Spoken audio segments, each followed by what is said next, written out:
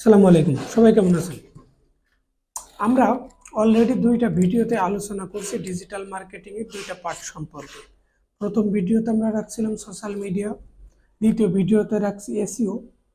আজকের এই ভিডিওটা থাকবে ইমেল মার্কেটিং এর উপরে এবং আপনারা কিভাবে ইমেল মার্কেটিং করবেন এবং এই ইমেলটা কিভাবে কালেক্ট করবেন। ইমেল দুই থেকে তিনটা ওয়েতে কালেক্ট করা যায়। একটা হচ্ছে আপনি সোশ্যাল মিডিয়াতে বিভিন্ন বিজ্ঞাপন দেখবেন, ওইখান থেকে আপনি ইমেল অ্যাড্রেস নিতে পারেন। একটা গুগল থেকে কালেক্ট করতে পারেন। আরেকটা আপনার অলরেডি বিজনেস আছে, ই কমার্সে সাবস্ক্রাইব করতেছে বা রেজিস্ট্রেশন করতেছে, ওই ওয়েবসাইট থেকে আপনি ইমেল কালেক্ট করতে পারেন। তবে সবগুলো ওয়ে থেকে যে আপনি 100% ভ্যালিড ইমেল পাবেন এটার কিন্তু কোনো গ্যারান্টি নেই। হ্যাঁ, আপনি 60% বা 70% প্লাস আপনি ভ্যালিড ইমেল পাবেন, যে ইমেলগুলোতে আপনি ইমেল পাঠাইতে পারবেন। এখন আপনি উদ্যোক্তা, আপনি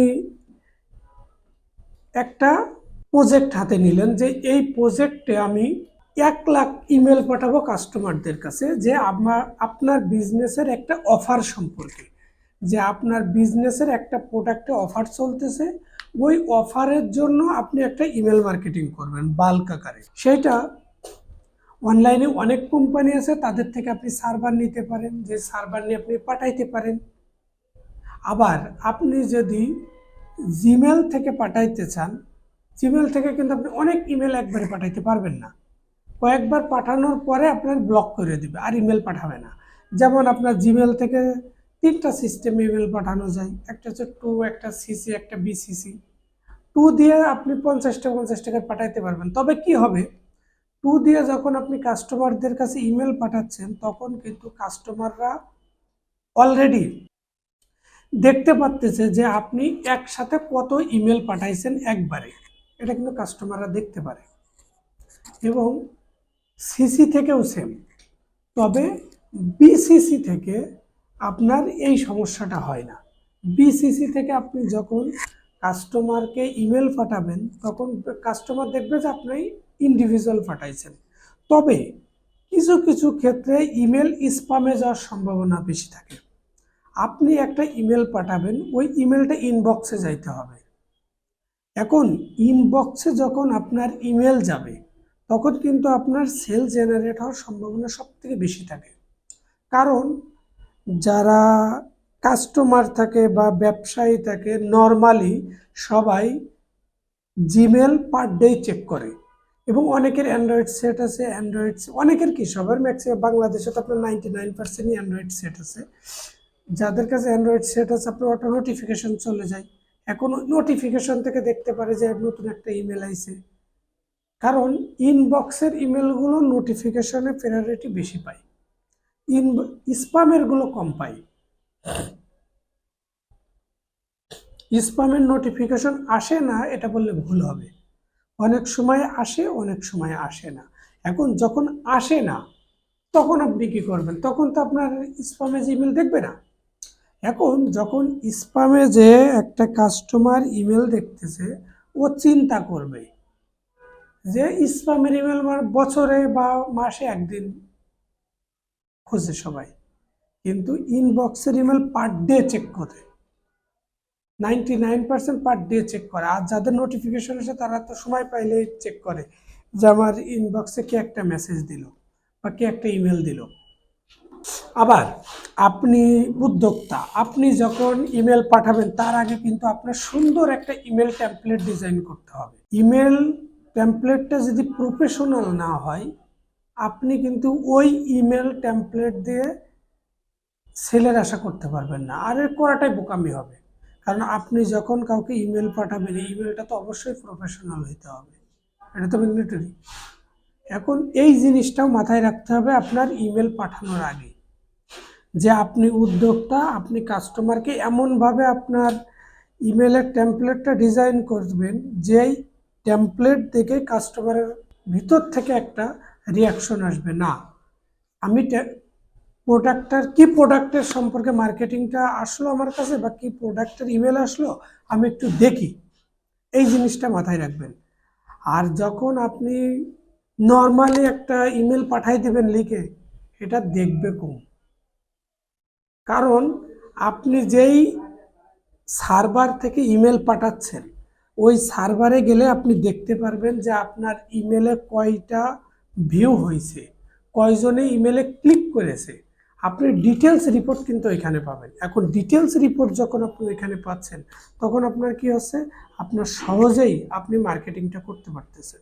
আর যদি আপনি ওইটা না করেন, দেন আপনি কি হবে, সহজে মার্কেটিংটাও করতে পারতেছেন না, আবার কি হবে, কাস্টমারের কাছে ইমেলগুলো যাচ্ছে না। আপনি যদি চান, এক্সাম্পল, আপনি ইমেল কালেক্ট করবেন, কিভাবে কালেক্ট করবেন? আপনি চাচ্ছেন যে বাংলাদেশে যারা ই কমার্স বিজনেস করে আপনি তাদের ইমেলগুলো কালেক্ট করবেন। আপনি কিন্তু গুগল থেকে কালেক্ট করতে পারবেন। গুগল থেকে কিন্তু ইমেল কালেক্ট করা যায়। যারা ইমেল নিয়ে ব্যবসা করে তাদের কাছ থেকে ইমেল কালেক্ট করতে পারেন। সেক্ষেত্রেও অনেক ভোগাস হওয়ার সম্ভাবনা থাকে। ভোগাস মানে কি, ভুয়া হওয়ার সম্ভাবনাও থাকে। আপনি যখন গুগল থেকে ইমেল কালেক্ট করবেন, আপনার ভিতরে একটা স্যাটিসফ্যাকশন থাকবে, এবং আপনি যে সার্ভার দিয়ে পাঠাচ্ছেন ওই সার্ভারে চেক করলে আপনি দেখতে পারবেন যে ইমেলটা ভ্যালিড কি আনভ্যালিড। এরকম অনেক টুলস আছে যে টুলস দিয়ে ডিরেক্ট পরীক্ষা করা যায়। আবার আপনি কি করতে পারেন, 1 by 1 ওয়েবসাইট থেকে ইমেল নিতে পারেন। আপনি একটা সহজ একটা স্ট্র্যাটেজি বলি আপনার, আপনি পার্ট টাইমে একটা ছেলেকে বললেন যে বাংলাদেশে যারা অনলাইন শপের বিজনেস করে বা ই কমার্স বিজনেস করে তাদের ইমেল এবং হোয়াটসঅ্যাপ নাম্বার, ওয়েবসাইটের লিঙ্ক তুমি আমার এই এক্সেল ফাইলে সাজাই দাও, তোমাকে আমি এত টাকা দেব পার ডাটায়। সে দেখবে কি যে আমি এই একদিনে ছোট একটা কাজ পাচ্ছি, আমি এটা করে দিই। সে কি করবে, প্রত্যেক ওয়েবসাইটে যাবে, যে কি করবো, ওয়েবসাইটের লিঙ্কটা নিবে, নাম্বারটা নিবে, যেগুলো আপনার ইমেল অ্যাড্রেস বা জিমেল অ্যাড্রেস বলেন বা কোম্পানি ইমেল বলেন, এইগুলো আছে, আপনাকে কি করলো, এক্সেল ফাইলে সুন্দর করে সাজাই দিল। এইটাই কি হবে, আপনার 95% ভ্যালিড নাম্বার পাবেন আপনি, মানে ভ্যালিড ইমেল অ্যাড্রেস পাবেন, ভ্যালিড ফোন নাম্বার পাবেন, ভ্যালিড হোয়াটসঅ্যাপ নাম্বার পাবেন, বা টেলিগ্রাম যদি হয় ভ্যালিড টেলিগ্রাম নাম্বার পাবেন। এখন এই টেলিমার্কেটিংটাও কিন্তু অনেক বেশি ইফেক্টিভ দেয়। আপনি কি করতেছেন, কাস্টমারকে ইমেল পাঠাচ্ছেন। আচ্ছা, আমরা কিন্তু ইমেলটার বিষয়ে আলোচনা করব এবং হোয়াটসঅ্যাপটার বিষয়ে আলোচনা করব, যেটা SMS মার্কেটিং। আমরা যেহেতু ইমেল মার্কেটিং আছে, চেষ্টা করবো আজকে ডিজিটাল মার্কেটিং এর দুইটা পার্ট সম্পর্কে আলোচনা করতে। একটা হচ্ছে ইমেল মার্কেটিং আর একটা হচ্ছে SMS মার্কেটিং। এই দুইটা বিষয় নিয়ে আশা করি আলোচনা করতে পারবো আজকের ভিডিওতে।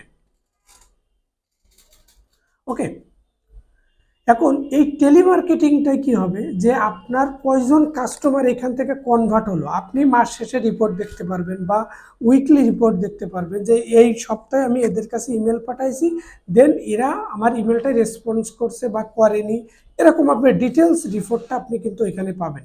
এখন ডিটেলস রিপোর্ট যখন আপনি পাচ্ছেন, তখন আপনার কি হচ্ছে, যে আপনার ভিতরে একটা কনফিডেন্স লেভেল আপ হচ্ছে যে না, আমার এখান থেকে রেজাল্ট আসতেছে। এখন আপনার যদি ওইখান থেকে রেজাল্ট না আসে, আপনি কি করবেন, মার্কেটিংটা করা বন্ধ করে দিবেন। কিন্তু একটা জিনিস এখানে খেয়াল রাখবেন, যে কোনো মার্কেটিং করার সাথে সাথে আপনি ফলের আশা করতে পারবেন না। একটা সুন্দর একটা কথা মাথায় আসলো, এখন আপনাদের সাথে শেয়ার করি। আপনি একটা কাস্টমারকে ইমেল পাঠাইছেন, ইনবক্সেও গেছে, ওই কাস্টমারটা ইমেল নিয়মিত ওপেন করে না। 6 মাস পরে বা 1 বছর পরে বা 1.5 বছর পরে ইমেলটা ক্লিক করলো, ক্লিক করে কি করতেছে, আপনার ইমেলটা দেখতেছে, দেখে ওইখান থেকে আবার ও কি করলো, যে এত বছর আগে পাঠানো, যে একবার ক্লিক করে যায় দেখি এখন নতুন কোনো অফার আছে কিনা, এই নতুন কোনো অফার আছে কিনা। এইখান থেকেও কি হবে, আপনি নতুন একটা কাস্টমার জেনারেট করতে পারবেন।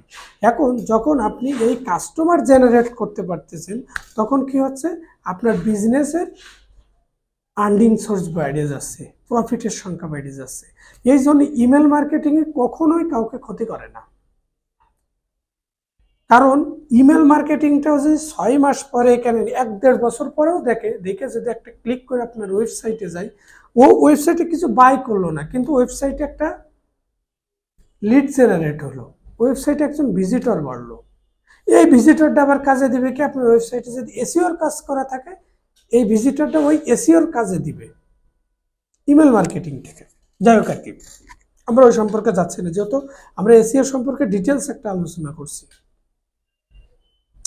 এখন আপনার ইমেলে যখন 6 মাস পরে বা 1 বছর পরে একজন কাস্টমার আসতেছে, কারণ যারা ই কমার্স বিজনেস করে বা আমরা যারা ই কমার্স বিজনেস করি 99% পুরো বছরে কোনো না কোনো অকেশনে কোনো না কোনো প্রোডাক্টের উপরে অফার থাকে।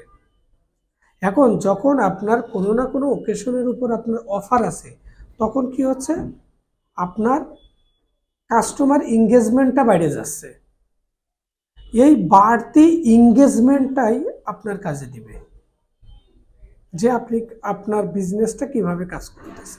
আচ্ছা, এই টেলিমার্কেটিং বা টেলিসেলস এইটা নিয়ে যারা কাজ করে তাদের সাথে আমরা কথা বলে একটা জিনিস নিশ্চয়তা পাইছি যে টেলিসেলস বা টেলিমার্কেটিং থেকে ফিডব্যাক খুব ভালো আসে। এই জিনিসটা খেয়াল রাখতে হবে ইমেল মার্কেটিংয়ের ক্ষেত্রে। ওকে, সবাই ভালো থাকবেন। আসসালামু আলাইকুম।